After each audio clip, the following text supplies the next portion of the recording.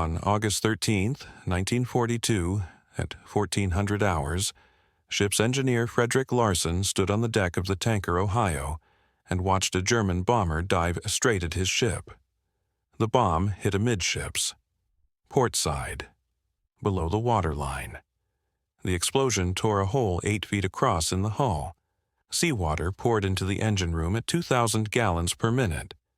The ship listed 7 degrees to port. Ohio was carrying 10,000 tons of aviation fuel and kerosene. One spark, and she'd vaporize. Take the entire convoy with her. Kill 300 men in an instant. Larsen had minutes to decide. Patch the hole from inside using traditional damage control. Stuff mattresses and wood into the breach. Slow the flooding. Hope it held. Or do something no one had ever tried in combat. Go outside, over the side. Weld steel plates directly onto the hull, while German and Italian aircraft attacked. While the ship was moving. While 10,000 tons of explosive fuel sloshed in the tanks above his head. He chose the weld. That decision saved Malta, saved North Africa, changed the entire Mediterranean War.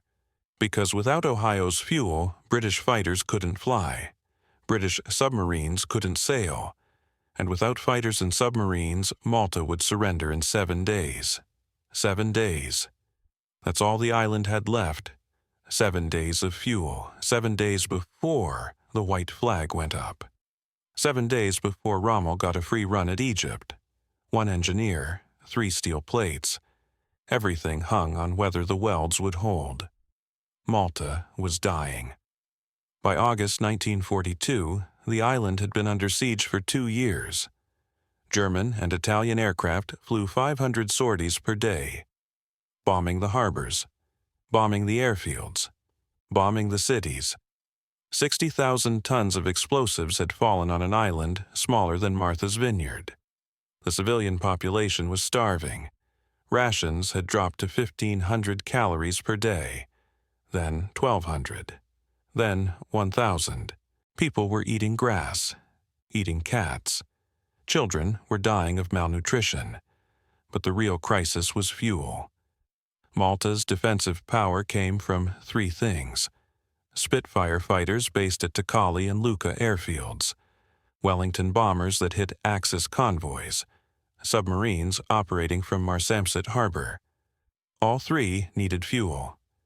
Aviation fuel for the aircraft, diesel for the submarines.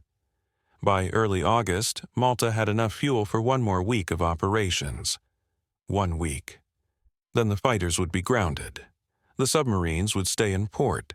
The island would be defenseless. Churchill knew what that meant. Malta sat directly on the supply route from Italy to North Africa. British aircraft and submarines operating from Malta were sinking 40% of all Axis shipping to Rommel's Africa Corps. 40%. Rommel was already at El Alamein, 70 miles from Cairo, 60 miles from the Suez Canal. If Malta fell, if those submarines and aircraft stopped operating, Rommel would get all his supplies, would break through at El Alamein, would take Egypt, would reach the Persian Gulf oil fields. The entire Middle East would collapse. So Britain organized Operation Pedestal, the largest convoy effort of the war. 14 merchant ships, 2 battleships, 3 aircraft carriers, 7 cruisers, 32 destroyers, 62 warships protecting 14 merchants. One of those merchants was SS Ohio, American-built tanker. Deadweight tonnage 14,000 tons, currently loaded with 10,000 tons of fuel. Aviation gasoline, kerosene, diesel. The entire fuel reserve Malta needed to survive another month. Ohio was the most important ship in the convoy, and everyone knew it. The convoy sailed from Gibraltar on August 10th. 51 ships total. The largest British naval operation since Jutland. German and Italian intelligence knew they were coming, knew what they were carrying, knew that if they sank Ohio, Malta would fall. They committed everything: U-boats in the western Mediterranean, motor torpedo boats from Sicily, shore-based bombers from Sardinia, Sicily, and Pantelleria, the entire Regia Aeronautica, most of the Luftwaffe's Mediterranean air fleet, 600 aircraft, 21 submarines, 19 motor torpedo boats, all focused on one mission: sink the convoy, especially Ohio. The attack started on August 11th, 200 miles west of Sardinia. Italian torpedo bombers came in low. HMS Eagle, one of the carriers, took 4 torpedoes. Sank in 8 minutes. The convoy kept moving. August 12th, 400 aircraft attacked in waves: dive bombers, torpedo bombers, high-level bombers. Simultaneous attacks from multiple directions. The warships put up a wall of anti-aircraft fire. Spent 8,000 rounds in 4 hours. 9 merchant ships were hit. 4 sank immediately. 2 were burning. 3 were damaged but still sailing. Ohio took her first hit at noon. German Stuka dive bomber. 500-pound bomb through the bridge. Killed the helmsman, destroyed the steering controls. The ship went into a slow circle. Captain Dudley Mason took manual control from the engine room. Steered the ship using engine telegraph alone. Port engine ahead. Starboard engine astern. Swing the bow, straighten out, keep moving. Ohio was still afloat, still carrying 10,000 tons of fuel, still heading for Malta. Then came August 13th. If you're realizing right now that one ship, one cargo, and one engineer's decision determined whether an entire theater of war stayed in Allied hands, hit that like button. This helps us share these moments when ordinary people made choices that changed history. Subscribe to Orders of History because we're bringing you the stories where everything hinged on someone doing the impossible under fire. At 0600 on August 13th, Ohio was alone. The convoy had scattered during the night attacks: torpedoes, bombs, fires. Most of the escorts had moved ahead to protect the faster merchants. Ohio, damaged and slow, fell behind with 2 destroyers for protection. The Luftwaffe came back at dawn. Junkers, 88 bombers, 12 of them. High altitude. They weren't aiming for the destroyers. They were aiming for Ohio. The first stick of bombs missed by 50 yards. The second hit. One bomb struck the bow, blew a hole in the forepeak. Another hit amidships. Port side. Below the waterline. 8 feet across. The third hit the stern.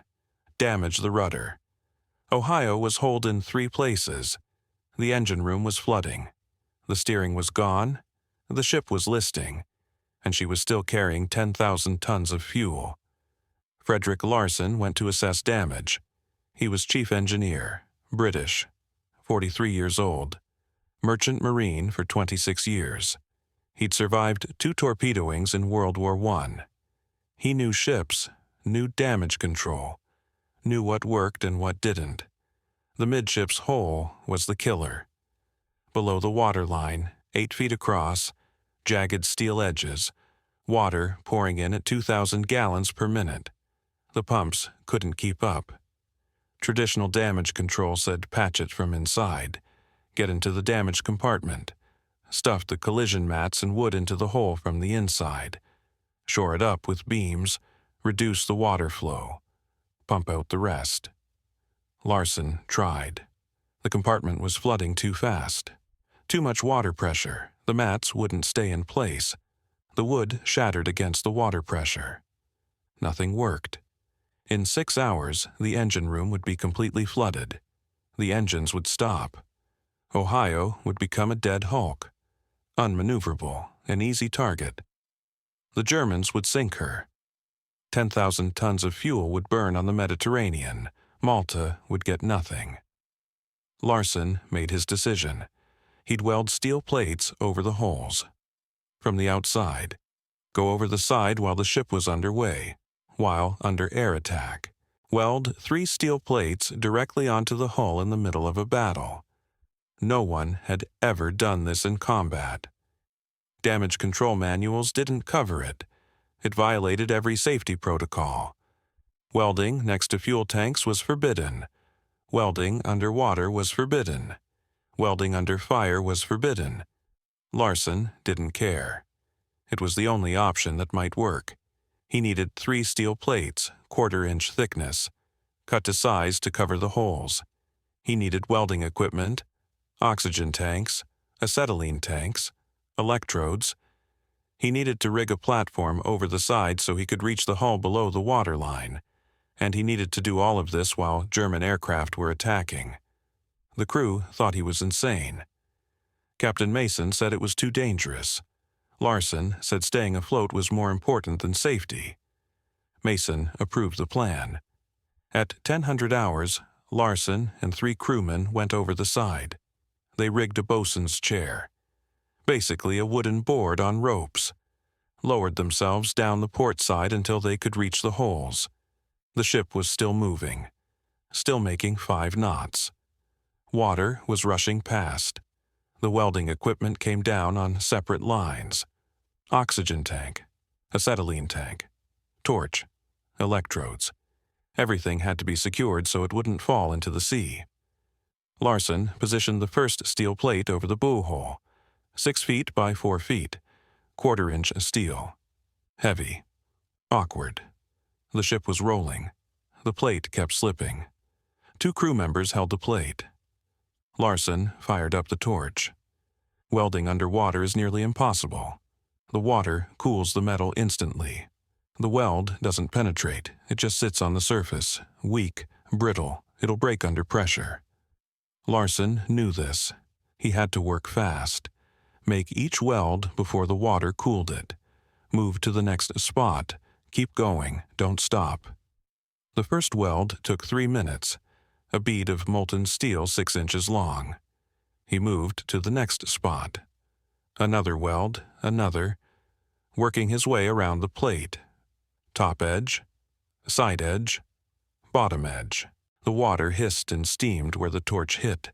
The smell of burning metal filled the air. Sparks flew and died in the water. At 10:30, German aircraft appeared. Ju-88s again, coming in for another attack. The destroyers opened fire. Anti-aircraft guns. The noise was deafening. Shells exploded in the air. Shrapnel rained down. Some hit the water near Larsen. He kept welding. The bombers dropped their load, missed. The bombs hit 200 yards off the starboard side. The explosions shook the ship. The shockwave hit Larsen, nearly knocked him off the bosun's chair. He kept welding. 45 minutes. That's how long it took to complete the first plate. 73 individual welds around the perimeter. The plate was secured, not watertight, but secure enough to reduce water flow by 60%. 1 down, 2 to go. The midships hole was worse. 8 feet across, ragged edges. Below the waterline, ship rolling. Water rushing past. And right next to the fuel tanks. 1 spark in the wrong place and Ohio would explode. Larsen positioned the second plate. 8 feet by 6 feet, the largest one. It took 4 men to hold it in place. He started welding. Top edge first. Long, continuous bead. The metal glowed orange. The water turned to steam. The heat was incredible even with water all around.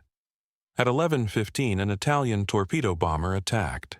Single aircraft, low and fast. The destroyers shot at it, missed. The bomber dropped its torpedo 400 yards out. The crew on Ohio's deck saw it coming.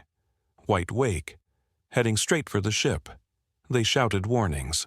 Larsen looked up, saw the torpedo, had maybe 20 seconds before impact. He couldn't do anything. He was hanging off the side of the ship, dangling on ropes. If the torpedo hit, if Ohio exploded, he'd die instantly. He went back to welding. The torpedo missed by 30 feet, ran under the stern, exploded harmlessly 200 yards beyond.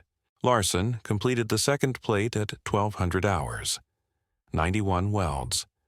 The midships hole was covered. Water infiltration dropped by 70%. The pumps could handle what was left. One more plate. The stern hole.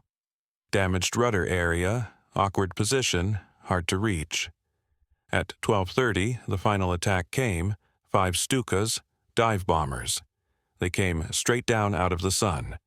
The destroyers fired everything. The Stukas kept coming. 3 bombs hit the water around Ohio. 1 hit the deck. After near where Larsen was working. The explosion was close enough that the pressure wave lifted him off the bosun's chair. He held onto the ropes. Barely. Fire broke out on deck. Crew ran with extinguishers. The fire was 20 feet from the fuel tanks. If it reached the tanks, everyone died. They put it out, barely. Larsen repositioned himself. Started on the 3rd plate. His hands were burned from the torch. His arms ached from holding the heavy equipment. He'd been over the side for 3 hours. The 3rd plate went on faster. He knew the rhythm now. Knew how fast to work before the water cooled the metal. Knew where to place each weld for maximum strength. 64 welds. Completed at 1,300 hours. All 3 holes were covered. The flooding had stopped. The pumps were catching up. Ohio was still afloat. Larsen climbed back on deck. His hands were shaking. His clothes were soaked. He smelled like burning metal and seawater. Captain Mason asked if it would hold. Larsen said he didn't know. The welds were marginal, done too fast. Underwater, under fire, they might hold, they might not. Only one way to find out: keep sailing. See if Ohio made it to Malta. The ship limped forward. 5 knots, then 3 knots. The engines were damaged. The steering was manual. German aircraft kept attacking, but the Luftwaffe had expended most of its ordnance. The attacks were lighter, less coordinated. By evening of August 13th, Ohio was 30 miles from Malta, almost there. Then the engine stopped. Completely. The fuel pumps had failed. Ohio went dead in the water. 2 destroyers came alongside. HMS Penn and HMS Ledbury. They rigged towing lines. Started pulling Ohio toward Malta. 2 knots. Slower than walking speed. German torpedo boats attacked during the night. The destroyers fought them off. Ohio kept moving, inch by inch. August 14th, dawn. Malta was visible on the horizon, 10 miles away. The German aircraft came back. One final attempt. 12 bombers. They came in low. Every ship opened fire. The sky filled with flak. 2 bombers were hit, fell into the sea. The rest dropped their bombs. One hit Ohio's deck. Forward, started another fire. The crew put it out. Ohio kept moving. The destroyers kept towing. 3 miles, 2 miles, 1 mile. At 1500 hours on August 15th, Ohio entered Grand Harbor, Valletta. The entire population of Malta lined the walls. They could see the battered tanker, listing, hold, burning, still afloat. They cheered, 30,000 people, cheering a ship, because they knew what Ohio carried, knew what it meant. 10,000 tons of fuel, enough to keep the fighters flying, keep the submarines sailing, keep Malta in the war for another month. Larsen's welds had held, barely. Some were cracking, some were leaking, but they'd held long enough. Ohio was tied to a dock. Pumps began offloading the fuel, all 10,000 tons. It took 4 days. The ship settled lower in the water as the fuel came out. By the time they finished, Ohio's keel was resting on the harbor bottom. The ship never sailed again. Too damaged. She was cut up for scrap in 1946, but the fuel saved Malta. British Spitfires flew 800 sorties in September using Ohio's fuel. Submarines sank 47,000 tons of Axis shipping in September and October. Rommel's supply line stayed cut. At El Alamein in October, Rommel ran out of fuel and ammunition. Montgomery attacked. The Africa Corps broke. started retreating. Never stopped until they surrendered in Tunisia in May 1943. Did Ohio's fuel make the difference? Yes. Without it, Malta surrenders in August. Rommel gets his supplies, Egypt falls, the Middle East collapses. 3 welded plates. Done under water, done under fire. Done by one engineer who decided that impossible was better than certain death. Frederick Larsen received the Distinguished Service Order. Captain Mason received the George Cross. Ohio's entire crew received medals. But the real recognition came from Malta itself. The island awarded Ohio the George Cross, the only ship in history to receive Britain's highest civilian decoration. Did you know that one ship's engineer welding 3 steel plates under fire saved an entire theater of war? Share this story with someone who appreciates moments when one person's skill and courage changed everything. Subscribe to Orders of History and turn on notifications because we're documenting the decisions that textbooks overlook but history depended on. Comment right now, where are you watching from? Had you heard about the Ohio before today? 3 plates, 3 holes, 3 hours of welding under fire. Everything depended on whether an engineer could make metal stick to metal while bombs fell and torpedoes ran, and 10,000 tons of fuel waited to explode. Larsen made it stick. Malta survived. Rommel lost. The Mediterranean stayed allied. One engineer, one impossible decision.